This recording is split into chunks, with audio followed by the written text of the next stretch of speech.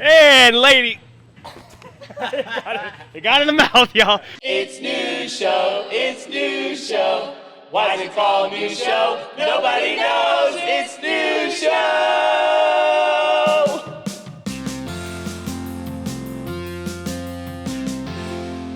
Ladies and gentlemen, welcome back to the new show.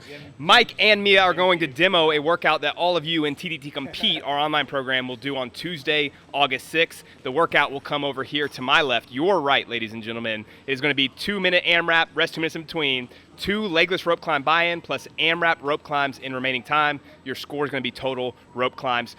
Both of them are going to demo on the same rope. So they're going to do a little rock, paper, scissors on who goes first. Wait, do you get to choose? Okay. I'll go first. You're not doing best 2 out of 3? Nope. Come on, here we go. One and done. Leave it. That's what I wanted. All right, Mike, go ahead and get ready. I'm going to start this clock over here, and we're going to rock and roll. Ready? 10 seconds. All right, folks. Again, Mike's going to do 2 legless rope climbs into AMRAP rope climbs in 3, 2, 1, and go. So you can see Mike's going to take a running start. I think that's a good idea when you're doing your legless rope climbs, but make sure that you're jumping straight up the rope and not into the rope. That's one of the fail points I always used to have when I was doing a lot of rope climbs. I would like run into the rope and then it would be swinging all over the place. It makes it much harder to climb. You can see Mike has a alternating leg kip when he does his legless rope climbs, and it's a huge benefit for you to practice your legless rope climbs with some form of kip. You'll see Mia's is a little bit different, but either driving your knees up or what Mia does is like a little bit of a frog pump. Again, you'll see that in a couple of minutes when she goes. Having something to help create some momentum up the rope so you're not doing like a true strict legless rope climb. Now, with training, it probably makes sense to do some strict legless rope climbs so you're building true strict gymnastic strength. But in a setting like this, or let's say you're doing the semifinal workout where it was 10 legless rope climbs for time, you're trying to get up there as fast as you can, and doing a pseudo kip on the legless rope climb is going to help. He now is on his regular rope climbs. He's been there for about a minute, and I was just yapping my yap off. We've got 55 seconds left.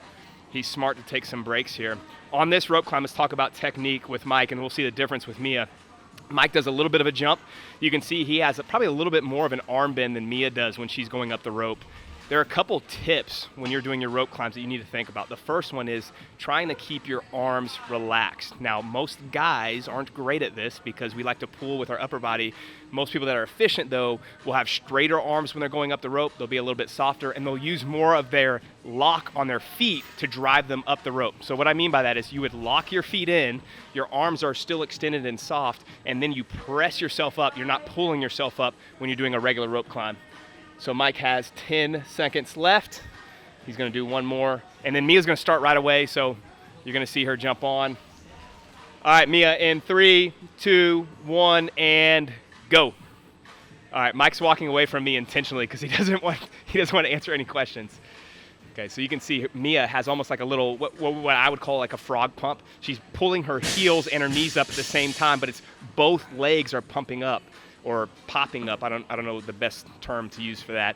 When we go back to Mike, watch him when he's doing it. He's alternating legs, which one's pumping up and down. There's just 2 different styles of doing it, but either way, when you're doing a legless rope climb, having some form of momentum. It's almost like you're doing a chest-to-bar pull-up where you're trying to kip, or a ring muscle-up where you're using your hips. You need to use some other part of your body because you just do strict legless rope climbs. Unless you're really, really strong with legless rope climbs, it's going to get really hard to go up and down the rope. All right. Talking about technique with Mia, because it's much different than what Mike does. It doesn't mean that one's better than the other. It just means that there are a lot of different ways to skin the cat when it comes to CrossFit. Mia has straighter arms when she's reaching up. She has a really good lock. And, well, let me start back over when she does this one because it's good to see. As she starts, watch, arms are straight, then she gets her feet, she extends her legs, and then she pulls up with her arms. She's never actually doing a hand-over-hand pull with her arms on the rope climb, which I think is really important. This is probably the most efficient way to climb a rope. It's not as fast as someone that's pulling more with their arms, but if you're someone that is learning how to rope climb, this is a great foundational building block here. Hook with your feet, extend your legs, and then reach with your arms. You don't want to pull with your arms first and then extend your feet because then you're only using your arms. There's no point in even using your feet when doing the rope climb. All right, so she has 20 seconds left. Still looks really good. The first set is going to feel pretty good for anybody that's good at rope climbs. Set 2, set 3, obviously are going to get much more challenging, and that's the name of the game with CrossFit. It's can you resist the fatigue in that later set, the later minutes of an AMRAP, or the longer form or the later forms of the chipper. All right, Mike's going in, go. Okay, let's talk about the workout real quick. This is a progression that we're using every single Tuesday. It's not the same workout. Obviously, this is different than what we've done over the last couple of weeks, but it's a progression for rope climb endurance. So originally, everyone in Compete, the first week of this training cycle, did a rope climb test. And there were 2 options because we know that there are different levels of athletes. Option 1 was for those that are advanced rope climbers, those that maybe are already high-level quarterfinals, semifinals, elite-level athletes, or maybe RX-level athletes in big competitions. They did 2 seated legless rope climbs, 4 legless rope climbs, and then 6 regular rope climbs, and there was a 10-minute cap on that. So you're going to have that score, and obviously we're progressing, and we'll retest that at the end of this training cycle. For those that maybe are a little less advanced, that aren't as good at rope climbs or haven't been doing them very often in their training over the last couple of months, we had an option 2, which was 2 regular rope climbs with a legless descent, 4 regular rope climbs you can come up and down with your feet, and then a 60-second top of rope pull isometric, and we'll retest that again. That was 4 time, and that may sound much easier, but it's not, because the top of the 60 seconds, the top of rope pull isometric was really tough. I did some of that work. It really helps with strict pulling strength. All right, Mike has 40 seconds left. He still looks really smooth with his climbs. Just to differentiate the 2 with their technique, again, if you're watching Mike, you see that he has a little bit more arm bend when he's pulling up. He kind of pulls with his arms as he's pressing with his legs, whereas, again, Mia was more straight arm, pressing with her legs and then reaching up. So just, again, 2 different ways to do it. You can see how his arms kind of pull, bend, and then he extends. It's getting a little bit tougher for Mike here. He's got 15 seconds. Let's see if he does another one. Nope. All right, so he calls it there. And this was something I wanted to talk about. Now, if this was his last round, and this was for total reps, he's doing a competition, he's in the open, let's just say it was AMRAP rope climbs, he would take a risk there, he would do his last rep. In a training environment like this, he knows that he wants to be able to put out on his last set. And if you spill over with a rope climb, just like with a handstand push-up or even ring muscle-ups, everyone knows that once you kind of go over that edge, it's really hard to come back.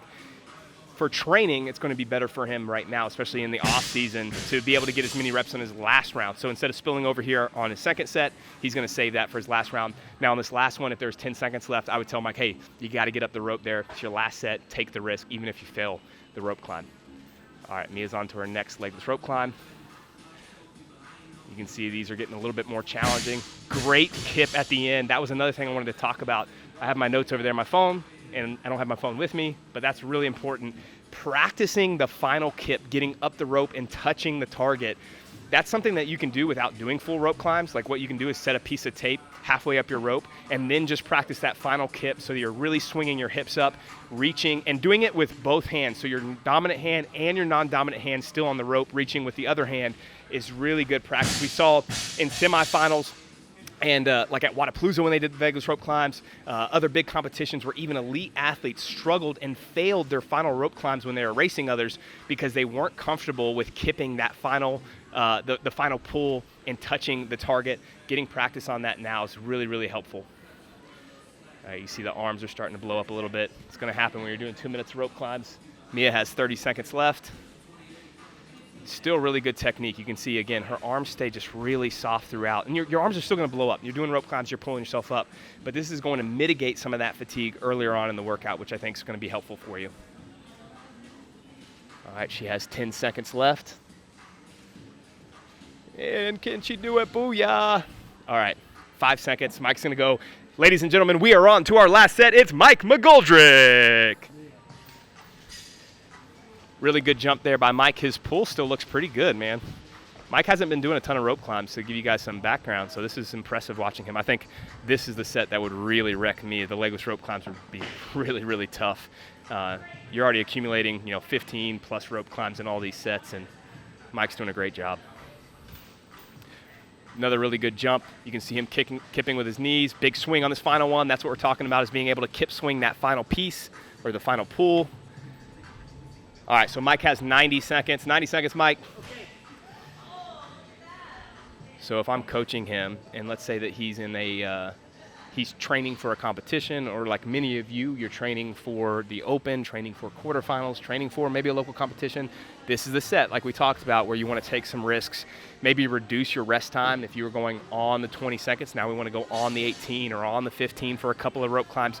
Try to push yourself and see where that threshold is. You can't do that every training session, but I do think it is extremely important that you test yourself as an athlete to feel what it will, to put yourself in the position to what it will feel like when you're actually in the competition. I think most people don't do that, or they just spill over all the time, right? There's both extremes. So be somewhere in between where you're not always going all out, but you're still able to take risks when it matters. All right, 35 seconds for Mike. Another great rope climb. He looks good.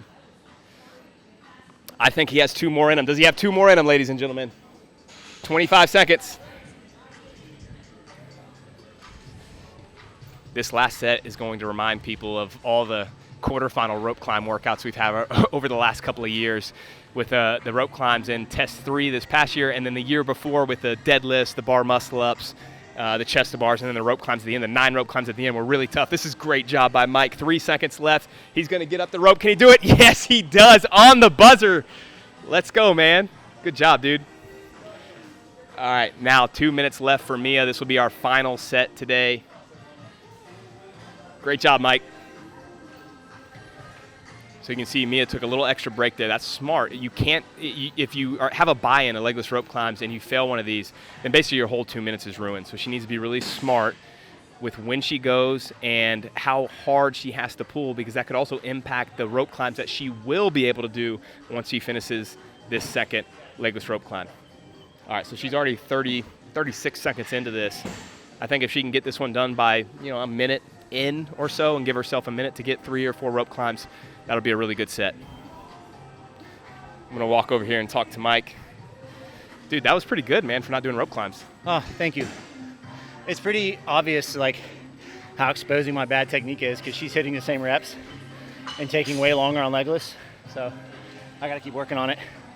I do like the way that you jump up on the legless rope climb. You're pretty vertical instead of jumping into the rope. That's one of the things that we talked about.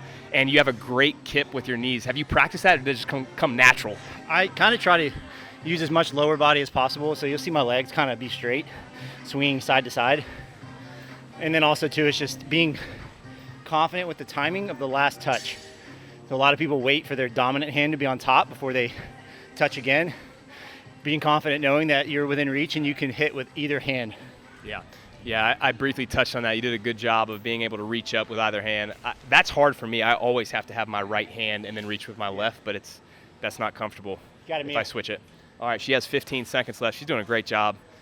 Again, you'll see still her technique's remaining the same. Straight arms, then getting her feet up, pressing with her feet, keeping her arms straight. It just reduces some of the overall tension on your arms, and especially if you're not a good upper body puller. And we are done. Mia, I'm going to let you breathe for 5 seconds.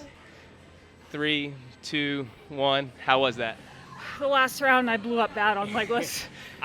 Mike just said this, but it was interesting watching the difference in technique, in that he was going really fast on his legless, but you guys were around the same rope climbs every single time. But I think a lot of that just comes down to your rope climb technique is pretty efficient. And yeah, you blew up in the last round, but you looked really smooth through the first 2 rounds. It didn't look like your arms blew up. No, my arms didn't blow up on the regular rope climb. It's just legless. I knew I was going to get to that point, so I tried to get as many rope climbs as I could beforehand. Do you know what your total number was? 6'5" and I think 3. Okay, 6'5", 3. Go beat that, ladies and gentlemen. We'll see you next week.